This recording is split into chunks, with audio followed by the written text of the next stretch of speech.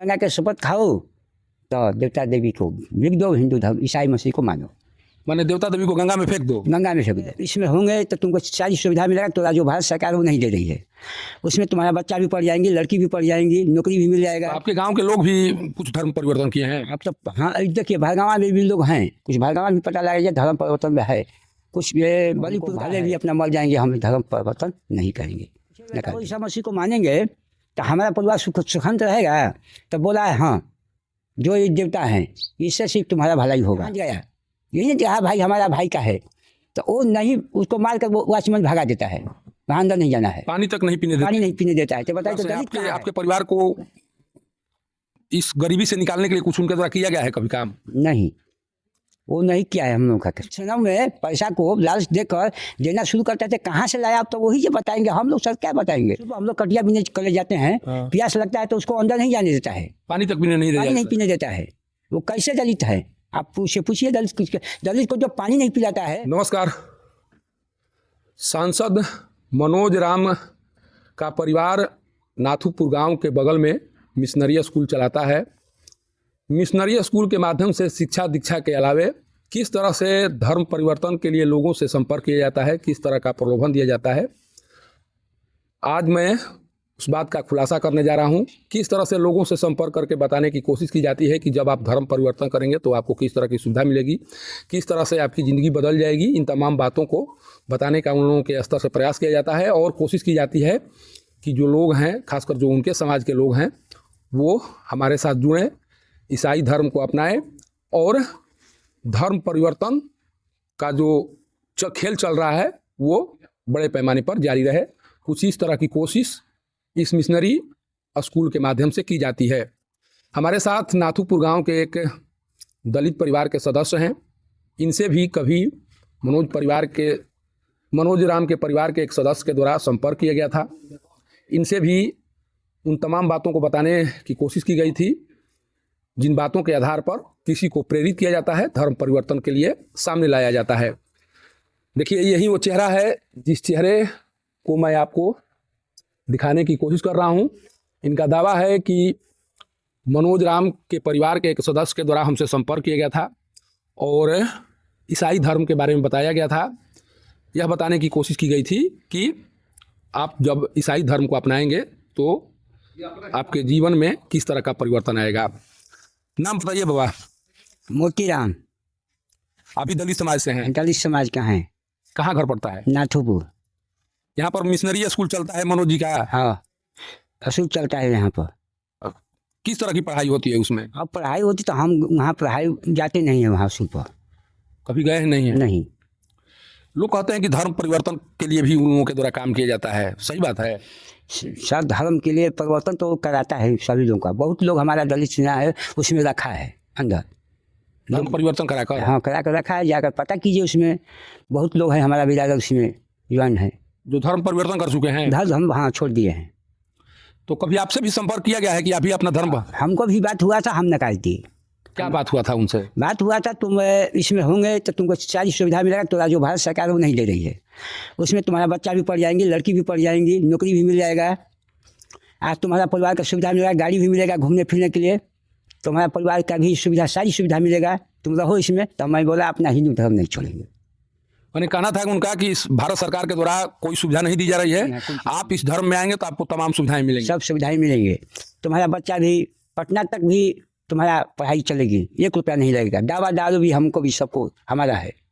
कौन आए थे आपके पास? उसका परिवार आया था, मतलब जैसे घूम कर अपना गांव में वो अपना धर्म परिवर्तन के लिए घूमता रहता है। भेंट हो गया हमको रोड पर, बुला कर पूछा तो हम बोला हम देखो हमको भले भी अपना मर जाएंगे, हम धर्म परिवर्तन नहीं करेंगे, निकाल दिया। तो आखिर इनके द्वारा इस तरह का कार्य क्यों किया जा रहा है? अब क्या है, करता है, अब तो वो जाने कि कितना पैसा कहाँ से आया वो बांटता है, अब तो सरकार जाने। काफ़ी पैसा रखे हैं। अब क्या किए हम तो वही पकड़ाएंगे तब तो पता चलेगा वो काला धन कहाँ से लाया, वो कैसे बांटता है। आखिर अपना दलित श्रम में पैसा को लालच देकर देना शुरू करते थे, कहाँ से लाया अब तो वही जो बताएंगे, हम लोग सर क्या बताएंगे। पैसा भी बांटते हैं वो। अब क्या करते, कहते हैं पूरा परिवार को खर्चा देंगे, तो पैसा देगा तब ना परिवार को चावल किनाएगा, कहाँ से आएगा। तो आपके गांव के लोग भी कुछ धर्म परिवर्तन किए हैं? अब तो हाँ देखिए, भरगावा में भी लोग हैं, कुछ भरगावा भी पता लगा धर्म परिवर्तन में है, कुछ ये बलीपुर का है, जो ड्राइवर रखा है उसमें तो वो धर्म परिवर्तन करके रखा है। किसी भी हिंदू का धर्म मानिएगा तो वो नहीं रखेगा। हम कहने कि हम देवता पूजेंगे तो नहीं रखेगा, सीधा भगा देता है। तो आप पूछे कि ईसाई धर्म में जाने के बाद क्या क्या करना होगा हमको? हाँ, वो बताया है ना, तुम गंगा के शपथ खाओ तो देवता देवी को बिक दो, हिंदू धर्म ईसाई मसीह को मानो। मैंने देवता देवी को गंगा में फेंक दो? गंगा में फेंक दो, ईसा मसीह को मानो। तो आप पूछे ना कि ईसा मसीह को अगर मानने लगेंगे तो हमको माने हमारे जीवन में मान लीजिए हम पैसा मिलेगा, सब कुछ मिलेगा, लेकिन जिस उद्देश्य से हम लोग पूजा पाठ करते हैं मोक्ष पाने के लिए, उसमें किस तरह का बदलाव आएगा वो पूछे आप? हाँ पूछे, बताओ ईसा मसीह को मानेंगे तो हमारा परिवार सुखंत रहेगा? तो बोला है हाँ, जो ये देवता हैं इससे सिर्फ तुम्हारा भलाई होगा। तो हम बोला हम मरने लगेंगे तो कौन करेगा? अच्छा, आप लोगों को केंद्र सरकार या सरकार की ओर से कोई सुविधा नहीं दी जा रही है? हैं? कोई सुविधा नहीं? यही सुविधा मिल रहा है, राशन फाशन मिल रहा है, लड़कों को भी छात्रवृत्ति भी मिल रहा है, यही वो आधार है। तो बताया उससे भी ज़्यादा हम देंगे। अच्छा, एक चीज़ और बताइए बाबा, वो अपने आप को दलित कहते हैं, मनोज राम कहते हैं कि हम दलित हैं, गरीब परिवार से निकल कर सामने आए हैं, विधायक सांसद हैं, आप भी दलित परिवार से आते हैं। दलितों के उत्थान के लिए उनके द्वारा किस तरह का कार्य? आप भी दलित परिवार से हैं, आपके परिवार को इस गरीबी से निकालने के लिए कुछ उनके द्वारा किया गया है कभी काम? नहीं, वो नहीं किया है हम लोग का। गरीब को हटाने के लिए काम नहीं किया, वो अपना जो बड़प्पन दिखाता है और क्या करता है। क्या बड़प्पन दिखाते हैं, किस तरह से? अपना धन की गुमान है, हम पैसा वाले हैं, दलित परिवार हमारे जोग नहीं है। आपको अपने समाज का अंग नहीं मानते हैं? नहीं मानते हैं, वो अंग नहीं मानते हैं। जब गिरने के बाद अपना परिवार को खोजता है कोई। माने आपको अपने समाज में वो आपके साथ बैठना भी नहीं चाहते? नहीं नहीं नहीं, हमारे समाज में नहीं बैठता है। बड़ों बड़ों जातियों को अपना मेहमान मानता है, अपना दलित को खतियाता नहीं अपना घन तक घमंड में। माने आप लोगों को सामने बैठाना भी नहीं चाहते? ना, अपना कुर्सी पर नहीं बैठना नहीं चाहते हैं। क्या कहेंगे जो दलित चिल्ला रहे हैं, मनोज राम या मृत्युंजय राम जी दलित चिल्ला रहे हैं कि हम दलित हैं, हम पर अत्याचार हो रहा है? आप भी दलित हैं, आप पर भी कभी अत्याचार हुआ है? नहीं, कभी नहीं हुआ है। तो ये चिल्ला रहे हैं कि दलित हैं, हमारे पूरा अत्याचार हो रहा है। पूछिए, आप ही पूछिए ना, दलित को किसको पानी पिलाया है? वो वहाँ जाने के बाद पानी नहीं पीने देता है। कहाँ पर? जो उसका स्कूल है ना, हाँ, जब स्कूल पर हम लोग कटिया भी नहीं करे जाते हैं, हाँ, प्यास लगता है तो उसको अंदर नहीं जाने देता है, पानी तक पीने नहीं पीने देता है। वो कैसे दलित है? आप पूछिए दलित को जो पानी नहीं पिलाता है, पीने नहीं जाता है, अंदर नहीं जाने देता है, तो दलित कटिया भी नहीं करता। प्यास लग गया, उसके यहाँ गया, यही नहीं कहा भाई हमारा भाई का है, तो वो नहीं, उसको मार कर वो वॉचमैन भगा देता है, वहाँ अंदर नहीं जाना है। पानी तक नहीं पीने देते? पानी नहीं पीने देता है। तो बताइए तो दलित कहाँ है? तो क्यों नहीं पानी पीने देते हैं? इस डर से कि आप दलित हैं, वहाँ जाएंगे तो जो नल है वो गंदा हो जाएगा। आखिर किन कारणों से? अब कोई कारण है, अब तो उसको जानेगा ना, काहे ये नल पर नहीं जाने देता है, अंदर नहीं घुसने देता, अपना हटा कर अंदर वॉचमैन भगा देता है, यहाँ से हटिए, आदेश है। देखिए, जिस दलित की बात मनोज राम और उनके भाई के द्वारा की जा रही है, उसी दलित परिवार के एक सदस्य से मेरी बात हो रही थी। जिस तरह से इनके द्वारा आरोप लगाए जा रहे हैं, जिस तरह से कहा जा रहा है कि जब प्यास लगती है और प्यास बुझाने के लिए स्कूल के पास जो नल लगे हुए हैं वहाँ पर जाने की कोशिश की जाती है हम लोगों के द्वारा, तो जो सिक्योरिटी गार्ड हैं उनके द्वारा भगा दिया जाता है। मनोज राम हम लोगों के साथ बैठना पसंद नहीं करते हैं।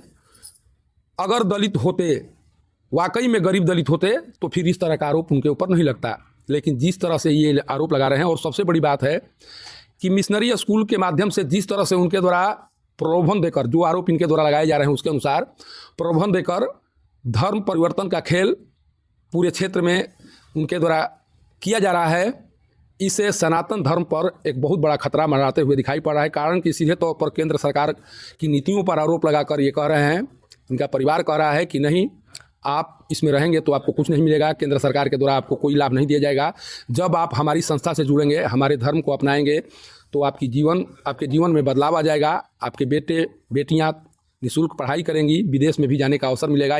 इस तरह के प्रलोभन मनोज राम और उनके परिवार के द्वारा दिया जाता है। जिस तरह का आरोप इनके द्वारा लगाया जा रहा है, अगर इन आरोपों में सच्चाई है तो कम से कम सरकार की ओर से इस मामले की जांच करानी चाहिए। और एक बड़ा सवाल खड़ा किया जा रहा है कि आखिर मनोज राम के पास या उनके परिवार के पास इतनी संपत्ति कहाँ से आ गई, जिन संपत्तियों के बदौलत वो मिशनरी का उपयोग करके जीवन में बदलाव लाने की बात कहते हैं।